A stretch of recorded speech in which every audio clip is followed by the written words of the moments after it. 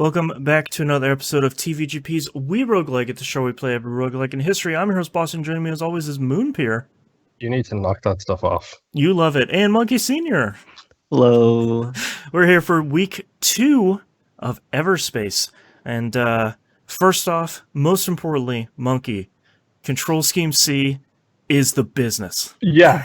That's the good stuff. Let's get down with this right now, because holy crap, did that make the biggest change. I didn't play that much this week, but like I died in the current run that I had going on. I started a brand new run. I was like, all right, I'm starting a new one. Control Scheme C, let's do this. And immediately I was like, all right, yeah. All right, I can control this thing. I can actually fight. Yeah, I can strafe and I can do stuff. This is great. So yeah, Control Scheme C. Forward motion on the left stick is like, it's just the bomb. It's the best thing ever.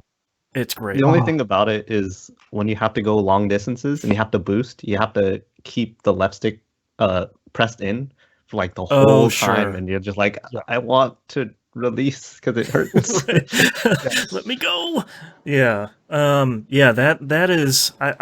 I didn't have any remarkable runs this week, mostly just a lot of slow and steady progress, but I wanted to mention at the beginning of this episode, if you're listening and playing along with us, which you should, because Everspace is great, Control Scheme C, that's the stuff.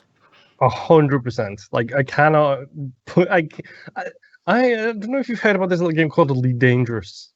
Right. That I may have some experience playing with, but Control Scheme C made the hugest difference in this game to me. Mm-hmm. Like, so much easier to maneuver, so much easier to get around. It just chef's kisses. Everspace 2 will be make sure that inverted is on, make sure that subtitles are on, Control Scheme C.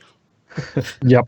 Day one. 1,000%. And I was actually looking at the reviews on the Xbox, and then like all the 1 and 2 star reviews are like, the control scheme sucks. Yeah. Sorry. You have the same gloves I do. I just have to point this out for anybody listening to the audio version.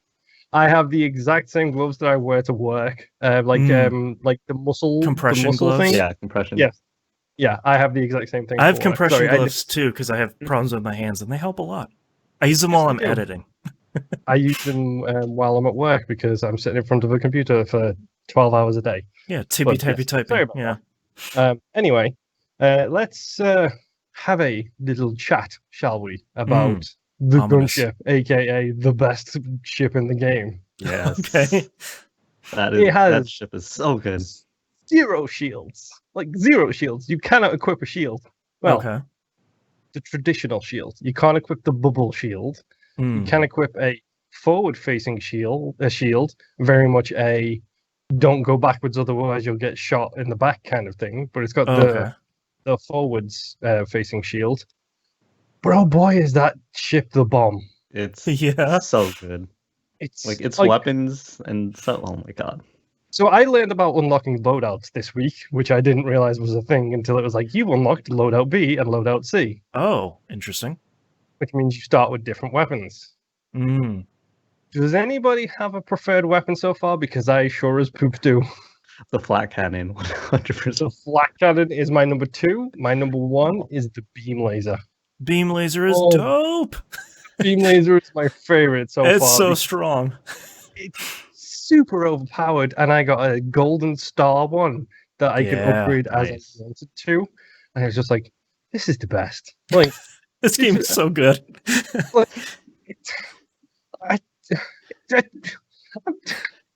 I'm so excited to play more of Everspace, and I'm so excited to play Everspace 2 next year, because I'm just like, oh, you're taking this game that I already love, and you're just putting putting more stupid dopamine stuff in there. Like, man.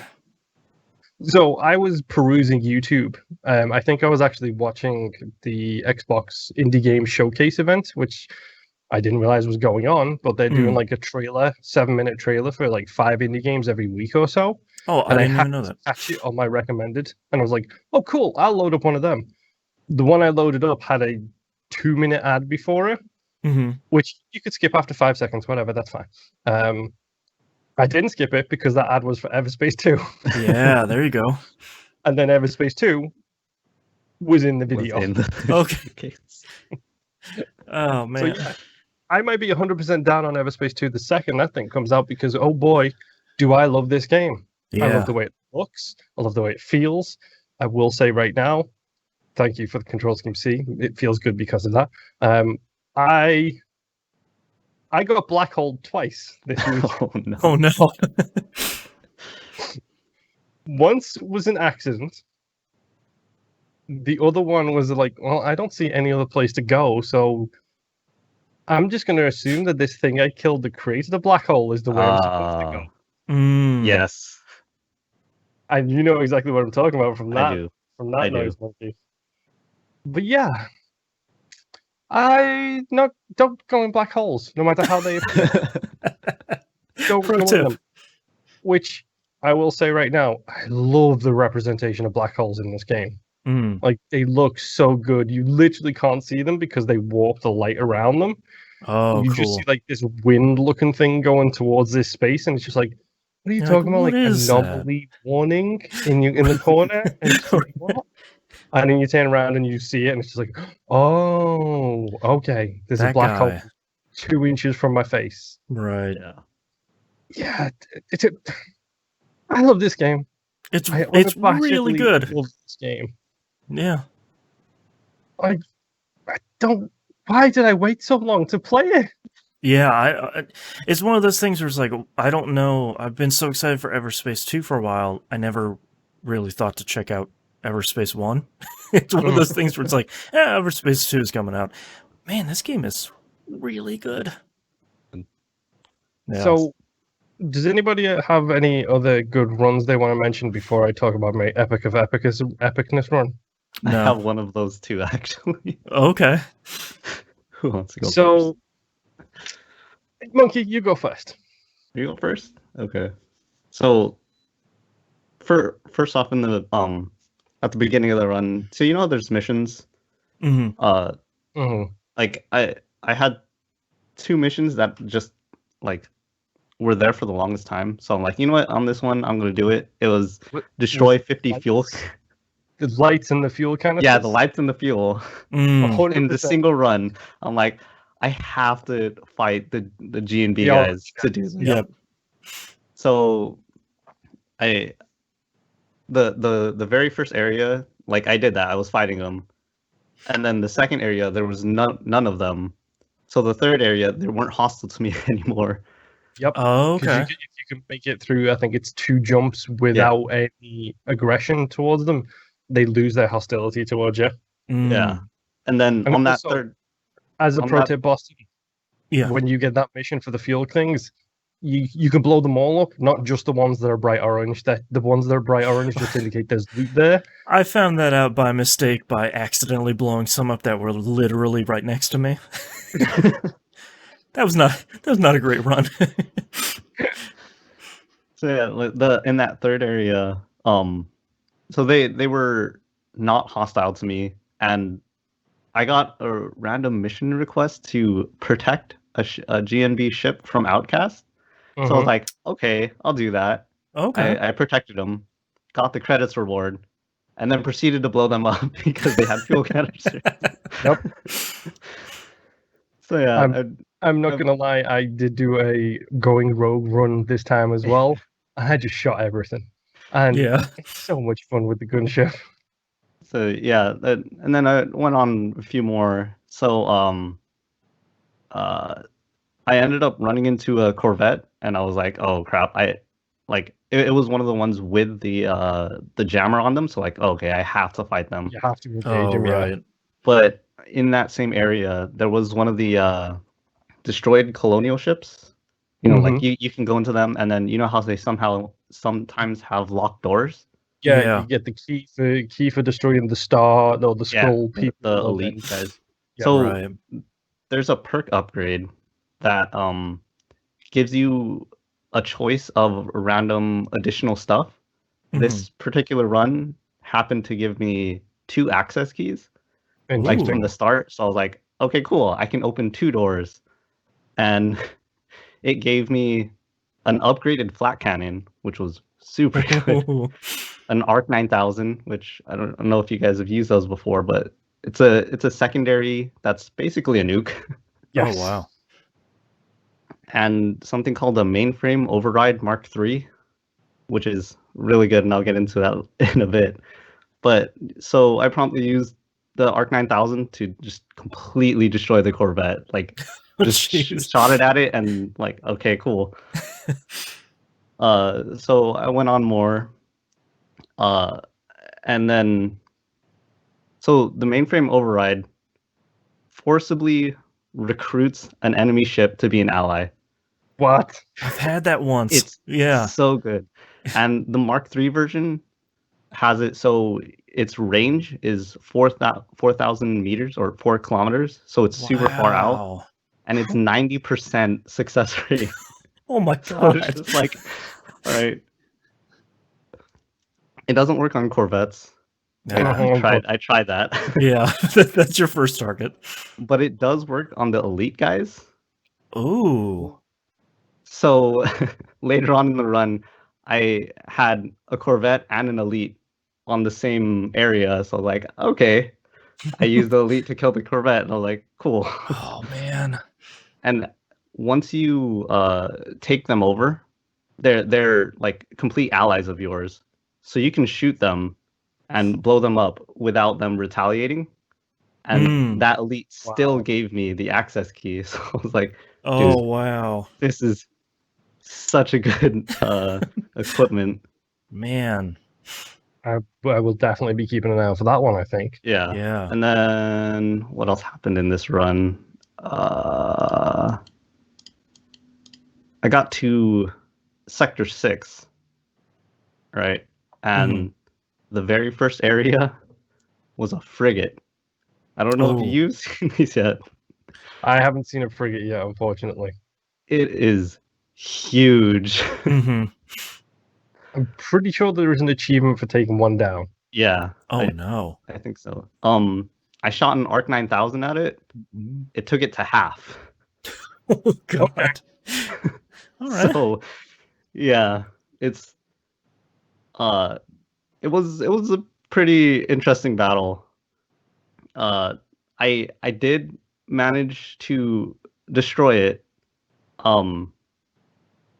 But pro tip, when you destroy it, look away from it.